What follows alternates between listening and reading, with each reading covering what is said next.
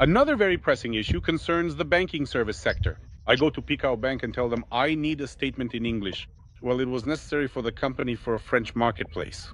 They look at me wide-eyed and call for backup. 4 women from the bank gather and hold a little council. Well, this happens a lot here, like a council, as if no one has ever asked such a question at the bank, like, I need a statement in English. And they're all shocked and say, call the hotline? I call the hotline right in front of them, and the hotline tells me, please go to a bank branch. In the end, after about 10 minutes, they accept my handwritten application and say, within 7 days, you will receive a printed statement in English by mail. I ask, can I just get an electronic version? And they say, no, you can't. When I tell my Polish friends that in Ukraine we have something like Monobank or even just Private Bank, I call Private Bank and say, I need a statement in English. And then 15 minutes later, I call and say, why the hell haven't I received my statement yet? So are you all like freaking out? Well, yes, this is not about European service and, well, it's actually funny on the one hand. On the other hand, in all these businesses like restaurants and banks, you see a colossal loss of income. That is, the loss of earnings is precisely due to poor service. It feels like everyone is cutting corners on staff.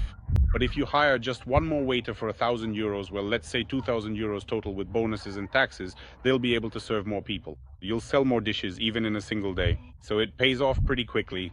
We used to visit some establishments in Ukraine back when we were consulting in the restaurant business, and we could clearly see a shortage of staff, specifically a shortage of waiters. Exactly.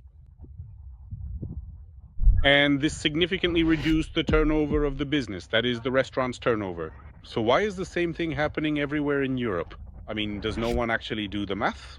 I think that today we'll focus on consulting here regarding these gaps, these missed earnings, because in essentially all businesses that provide services specifically, but well, restaurants, for example, are a kind of hybrid where you both provide a service and sell a product. So it's two in one. But if we're talking purely about services, the missed earnings are enormous. Either no one really needs higher turnover, everyone is satisfied with what they already have, or there's a huge gap in understanding here. The lack of understanding of how the number of staff directly affects income,